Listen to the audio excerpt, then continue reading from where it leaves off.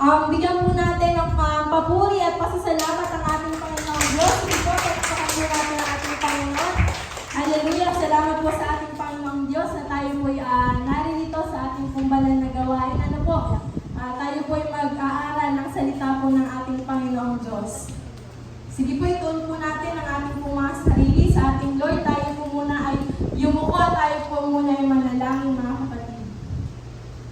Dakilang Diyos na nasa langit, Panginoong Jesus, patuloy Lord na kailangang Panginoon ang aming pinapapurihan, pinaparangalan, pinapasalamatan at dinadakila sa aming mga buhay, Panginoon. Lord, sa mga oras na ito, Panginoon, pakasamahan niyo po kami, Panginoon, ng iyong banal na Espiritu, Panginoon, ng iyong presensya, Panginoon. Lord, linisin mo, Panginoon, ang puso't isipan, Panginoon, sapagkat kayo, Lord, ang nakakaalam sa aking buhay, Panginoon. Pagkat, Lord, kung may nakikita ka, Lord, ng karumihan sa aking puso, Panginoon, ay hindi po ako karapat-dapat na tumayo sa harapan mo, Panginoon. Kaya, Lord, baka gamitin mo, Lord, ang aking buhay. Ilagay mo po ako, Lord, sa pinakamababang antas, Panginoon, upang kayo lamang ang maitaas, Panginoon, sa lugaring ito, Panginoon, at sa aking po mga kapatid na naririto, Panginoon, patuloy, Lord, na buksan mo po ang aming mga puso't isipan, Panginoon, at sa ganun, Lord, ay malayang dumaloy, Panginoon, ang iyong mga salita sa aming mga buhay, Panginoon. Lord, kayo ang patuloy na maghari, Panginoon, sa lugaring ito at tanging kayo lamang ang maitaas at ang presensya mo, Panginoon,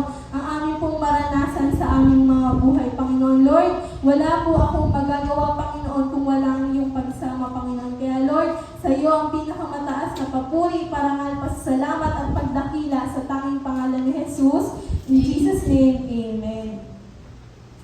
Amen. Praise God po. Salamat po sa buhay ng bawat isa na narito. Amen po. God is good. And all of the time, God is good. Amen. Sa bawat isa po na nakikita ko, medyo malabo po yung aking mata. Sabi ko po, pagbati po sa bawat isa na sa mga magaganda at gwapo po na anak ng ating Panginoong Diyos. Tunay po na mabuti ang ating Panginoong Diyos at pawang kabutihan lamang po ng Lord ang ating pong pag-uusapan sa umagang ito. Amen po? Amen. Amen. At ang title po na ating pong pag-aaralan sa umagang ito ay God Purpose. Amen po ba? Ang bawat isa po ay may purpose sa ating pong mga buhay. Amen po? Basahin po natin ang ating pong text verse sa Proverbs 19 verse 21 NIV. Many are the plans in a person's heart, but it is the Lord's purpose that prevails. The Lord already blessed the reading of His word, mga kapatid. Tunay nga po na tayo po, marami po tayong binabalak, marami po tayong ninanais sa buhay, marami po tayong mga plano. Amen po. Pero sabi nga po, ang Diyos pa rin po ang susunod po sa ating pong mga buhay. At yun po, tunay nga po na sabi nga po sa ating pong mga buhay ay may kanya-kanya po tayong purpose. Pag-aralan po natin kung ano nga po ba, kung ano po yung mga iyon. Amen po? Meron naman po akong isang katanungan. Do you already know your purpose, mga kapatid? Amen. Amen. Sa lahat po na nagsabi ng yes, salamat po sa ating Panginoong Diyos na tayo po ay nalaman na po natin kung ano po yung purpose po natin. At sa mga hindi pa po, ito na po yung araw at oras na ibinigay po ng Lord para po mapag-aralan po natin kung ano nga po ba yung mga purpose po na ipinagkaloob sa atin ng Lord. Tingnan nga po natin yung ating pong mga paligid. Ang dahil pong bagay, amen po ba? Sabi nga po, lahat po ng bagay na atin pong nakikita ay may purpose po. Amen po? Example na lamang po ng isang upuan. Ang isang upuan po ay ang purpose po niyan ay para hindi po tayo mangawit. Amen po ba? At sabi nga po, ang purpose po ng isang electric fan o ng aircon na isa para po tayo po yung malamigan. Amen po ba? Lahat po ng mga bagay na ito ay meron pong creator. At tayo po, tingnan nyo nga po yung inyong pong katabi.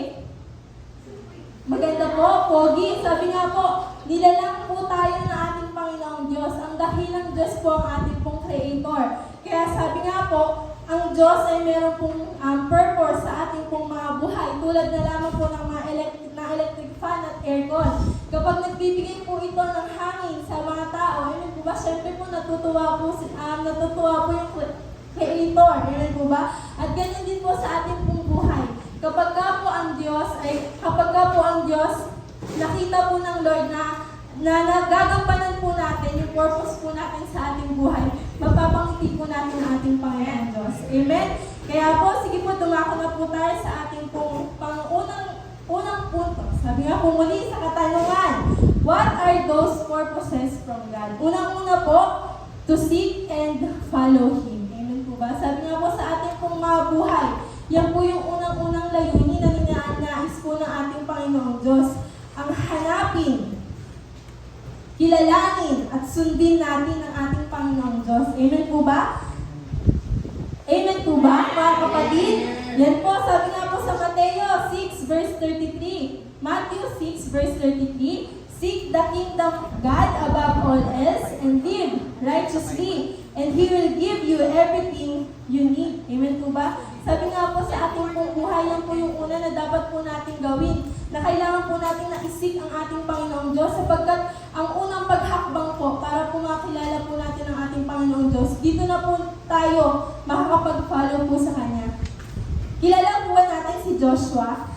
Mga kapatid, sa buhay po ni Joshua, ang binigay po sa kanya ng ating Panginoong Diyos upang si Joshua po ay makapag-seek at makapag-follow sa ating Panginoong Diyos ay walang iba po kundi ang Bible. Amen po ba? Ano po sabi po sa Bible ng ating Panginoong Diyos? Sinasabi po doon sa Book of Joshua na huwag mong kaligtaan na basahin at pagbulay-bulayan ang aklat ng kautusan, ang aklat ng buhay. Amen po ba? At doon po natin masisik ang ating Panginoong Diyos. Doon po natin malalaman kung ano nga po ba yung mga ninanais po ng Lord, kung ano po ba yung mga instruction po ng Lord. Tulad nga po nung sabi ko na yung mga bagay-bagay po sa paligid natin, may mga instruction po yan para gamitin. At yun din po yung instruction po natin sa ating pong mga buhay. Amen po ba? Upang magkaroon po ng direksyon, ng tamang patutunguhan po ang ating pong mga buhay. Amen po mga kapatid? At yan na po tayo po mabilis lamang. Ano po tayo po nasa number 2 na po kaagad. Sabi po sa what are those purposes from God sa ating pong pangalawa? To accept His calling. Amen po ba? Kapag ka po tayo ang Diyos na mismo ang tumatawag po sa atin, mga kapatid, sasagutin po ba natin? Amen po sa ating po mga nakakalala na sa Lord. Pero sabi nga po, meron po ibang, siguro po, isa rin po tayo sa nakaranas na sa pagtawag ng Lord, tinalikuran pa natin si Lord. Amen po ba? Lord, ayoko na. Amen po ba? Lord, hindi ko kaya yan. Amen po ba? Tulad ko po, sabi ko, nung tinawag po ako ng ating Panginoong Diyos, tunay nga po na ang lagi ko pong pinagpe-pray, sinasagot kay Lord, Lord, hindi ko po yan kaya. Dito lang po ako. Pero sabi nga po, ang tinuro po sa atin ng ating Panginoong Diyos, may purpose po siya sa bawat gagawin po niya sa ating mga buhay. Amen po ba? Kaya kailangan lamang po na tayo po ay magpakatatag sa ating pong pananampalataya at laging pakinggan po natin ang ating Panginoong Diyos. Amen po? Sabi nga po dito sa ating verse, basahin po natin sa Romans 12, verse 6 to 8. In His grace, God has given us different gifts for doing certain things well. So if God has given you the ability to prophecy, speak out with as much faith as God has given you. Amen po? If your gift is serving others, serve them well. If you are a teacher, teach well. If your gift is to encourage others, be encouraging. If it is giving, give generously. If God has given you leadership ability, take the responsibility seriously, and if you have a gift for showing kindness to others, do it gladly. Amen po ba? Sabi nga po, buong puso po natin na gawin sa ating Panginoong Diyos lahat po ng gift na ipinagkaloob po sa atin ng ating Panginoon. At wag lamang po natin itong basta-basta na gamitin. Sabi nga po, buong puso. Amen po ba? Kapag po ginagawa natin ang isang bagay ng buong puso, magaan lang po, amen po ba? Kumbaga po, tuloy-tuloy lang po yung paghakbang po natin sa ginagawa po natin ngayon kasi masaya po tayo eh. Mahal po natin yung ginagawa po natin ngayon. At sabi nga po, mahal po natin ang ating Panginoong Diyos. Amen. Kaya sabi nga po, sa pagtawag po sa atin ng ating Panginoong Diyos, mahalin po natin kung ano po yung regalo na binigay po sa ating Lord. At hindi lamang po basta mahalin, sabi nga po, pakagamitin po natin para sa ating Panginoong Diyos. Amen po. At yan na po, pangatlo na po tayo. Mabilis po ba? Sobrang bilis po ba? Amen. Amen. Sabi nga po sa atin na pong pangatlo. to do what glorifies Him. Yan po yung pangatlo na sabi yan po ang purpose ng ating Panginoong Diyos sa ating mga buhay. Nasabi nga po, ang lahat ng gagawin po natin ay para sa ating Panginoong Diyos. Amen po ba? Hallelujah. Sabi nga po dito sa Colossians 3 verse 17, whatever you do, no matter what it is, in word or deed, do everything in the name of the Lord Jesus and in dependence on Him. Give thanks to God, the Father, through Him. Sabi nga po ba, ginagawa po natin sa buhay po natin, pagkataon po natin para sa ating Panginoong Diyos. Sapagkat sabi nga, hindi po tayo nabuhay para sa sarili lamang po natin. Bagkus sabi nga po, ang purpose po natin dito, kaya po tayo kinreate ng ating Panginoong Diyos is para po sa Kanya. Amen po ba? Para po tayo po ay ialay po natin ang ating pong buhay para sa Lord. To serve Him, to love Him, and to follow Him. Amen po ba mga kapatid? Tayo na po'y dumako sa ating pong conclusion. Amen po ba? At bago ko po tapusin bago po tayo dumako sa ating pong conclusion, nais ko lamang po magbigay ng short testimony sa aking buhay na tunay nga po na ang Diyos po ang binigay po niya na purpose kung paano po ibinigay ng Lord yung purpose po niya sa aking buhay. Kasi po isa po akong bata na laging maalalahanin. Lagi po akong nag-iisip ng mga bagay-bagay na hindi naman po importante, hindi naman po ganun kalala. Amen po ba? Kung ba nag-overthink po ako palagi. Pero sabi nga po, nung nakilala ko po, nung simula po nung nakilala ko ang ating Panginoong Diyos, isang bagay lang po yung binigay po na purpose sa akin ng ating Panginoong Diyos. Sabi nga po doon, ayaw po pusong magtiwala sa ating Panginoong Diyos.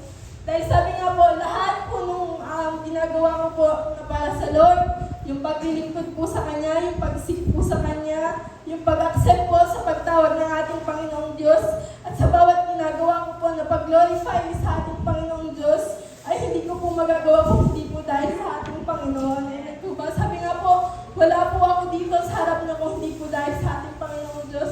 Wala po akong magagawa kung hindi po sa ating Lord. Kaya nga po, isa po sa pinagpapasalamat ko po sa ating Panginoong Diyos, ako po naririto sa bansang Taiwan. Amen po ba? Ang bansa po ito na hindi ko naman po inaasahan na mapapadpad po yung aking mga paa dito. Amen po ba na yung pagpunta ko po dito ay parang pinagsalpa sa Diyos ko na lang po.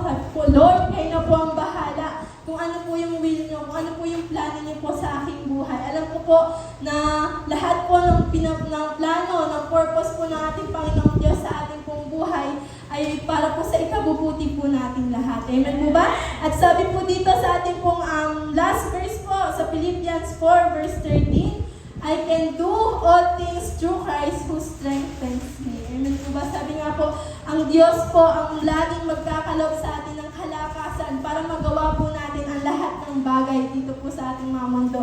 At wag po natin kakalimutan, kapatid, kasama po natin palagi ang ating pong Panginoong Diyos na buhay.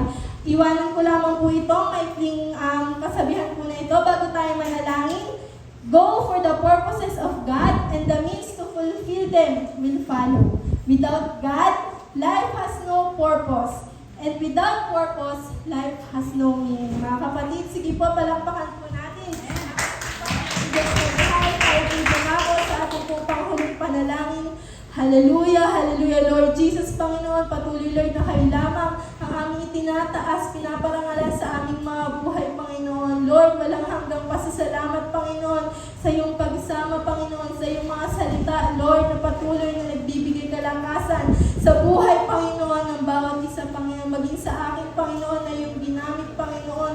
Lord, kayo, Panginoon, ang nagturo nito sa amin, Panginoon. Kaya, Lord, baka ibigay niyo po sa amin, Panginoon, itatak mo, Lord, sa aming mga puso't isipan, Panginoon, kung ano nga po ba, Panginoon, yung purpose mo, Panginoon, sa aming mga buhay, Panginoon. At Lord, lalabas kami lahat dito, Panginoon, sa lugar ito, Panginoon, that we are never be the same again, Panginoon, sapagkat, Lord, kayo, Panginoon, ang kikilos, Panginoon, kayo, Lord, ang mararanasan ng bawat isa, Panginoon, sa lugar nito, Panginoon. Kaya, Lord, maraming salamat sa iyong pagsama. Wala po kami ibang itinataas sa aming mga buhay, kundi kayo lamang. Sa iyo, Panginoon, ang pinakamataas na papuri, parangal at pagsamba sa tanging pangalan ni Jesus.